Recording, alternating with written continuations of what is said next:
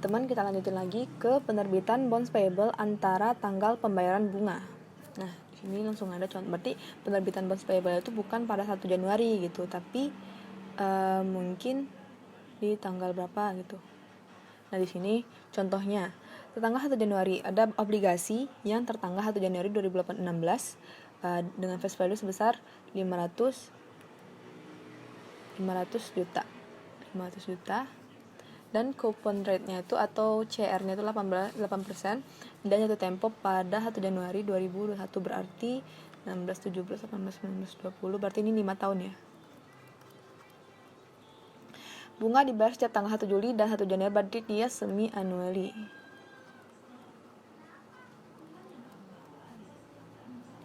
Dan diketahui MR saat itu adalah 6%. Diasumsikan, nah di sini kan ternyata obligasi tersebut dijual pada tanggal 1 Mei 2016. Berarti ini kan pada tanggal antara pembayaran bunga kan? Pada antara tanggal pembayaran bunga. Dan saat itu sama dengan, dan berarti MR-nya itu saat 1 Mei 2016 sama 1 Januari 2016 itu sama 6%. Nah, di sini kita kan udah jelas nih. Oh ya, sebagai info teman-teman, ini aku ambilnya tuh dari buku Pak Lutfi Mahrus ya. Jadi di situ juga ada pembahasannya, tapi di sini aku lebih pengen menjelaskan apa sih maksud penjelasannya di sana gitu. Jadi di sini ada 2 cara untuk mencari untuk menghitung harga jual obligasi tersebut gitu, untuk menghitung penerbitannya.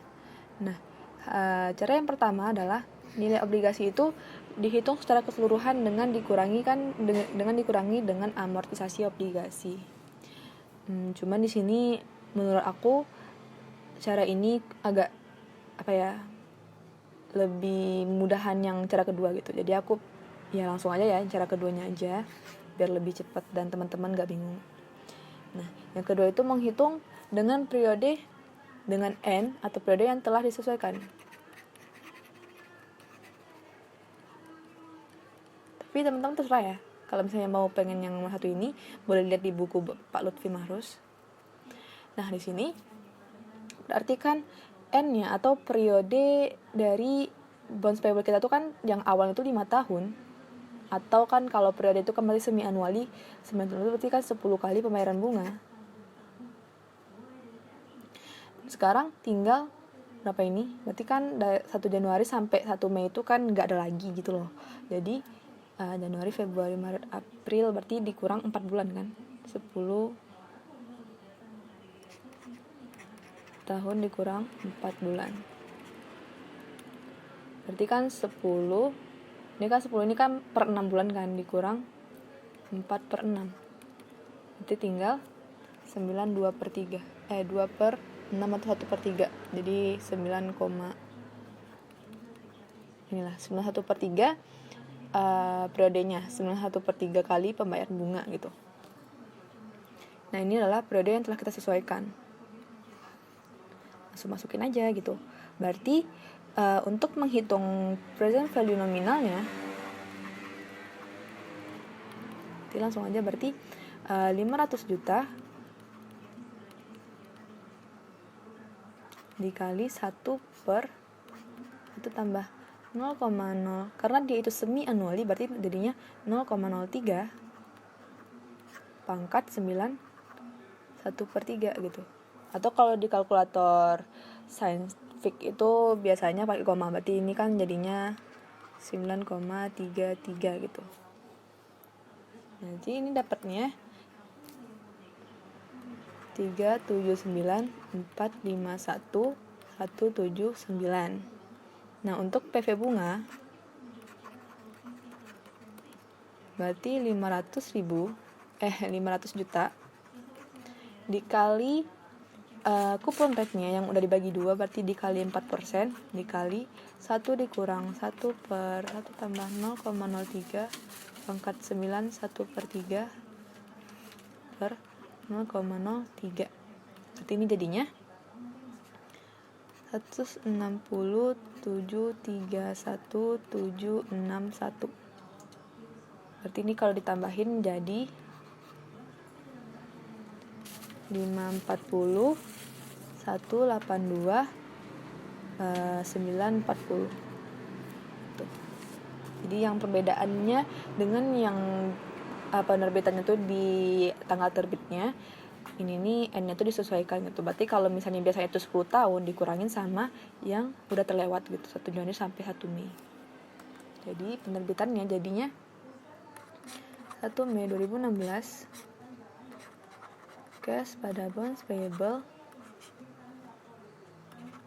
54182 940 gitu. Nah, di sini kan karena berarti di sini kita juga akan menerima bunga gitu. Ada accrued interest-nya. Berarti di sini ada cash pada interest expense. Kenapa sih interest expense-nya itu di di credit? Karena kita di sini ini bisa dibilang menerima bunganya gitu loh. Jadi nanti kalau misalnya di laporan keuangan, di penyajian laporan keuangan, interest expense yang ada di kredit ini akan diakui sebagai liability, current liability. Nah, jadi di sini interest expense itu kan ini sebenarnya kan 500 juta dikali, karena pembayaran bunga itu per 6 bulan berarti 8% jadi 4%, dikali dari 1 Mei sampai dari 1 Januari sampai 1 Mei itu 4/6 bulan. Nah, ini kan per 6 gitu. Atau boleh aja gini, 500 juta dikali 8% per 2 karena dia per 6 bulan dikali 4/6 gitu, sama aja. Atau boleh juga 500 juta dikali 8% dikali berarti ini kan jadi 4/12 karena ini kan per tahun. Tapi lebih bagusan yang ini sih karena dia kan semi annually. Jadi ini ntar sama aja hasilnya, jadinya 13 juta 333 gitu. Nah, ini untuk penerbitan awal. Berarti nanti kalau misalnya di antara tanggal pembayaran bunga ada 2 jurnal untuk penerbitannya.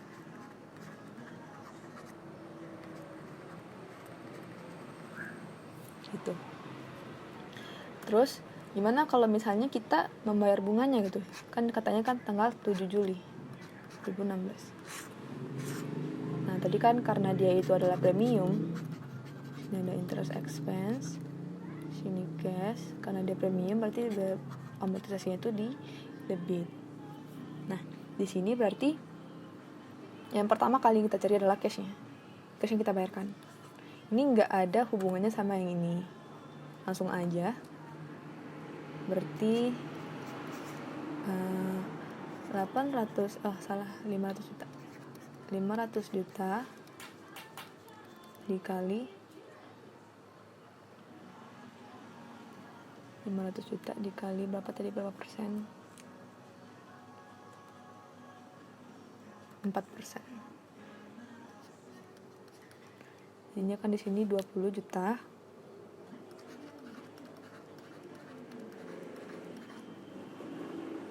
Sedangkan bonds payable, terus yang kedua yang kita cari adalah bonds payable-nya.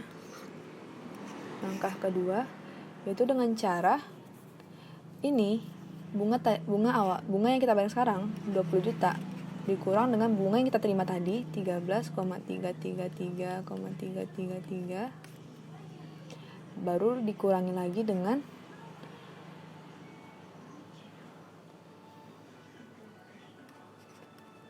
3%-nya itu ini market rate-nya yang semi annually. Jangan gitu deh, pokoknya intinya tuh nyari interest expense-nya. Kayaknya ini terlalu ribet, maaf.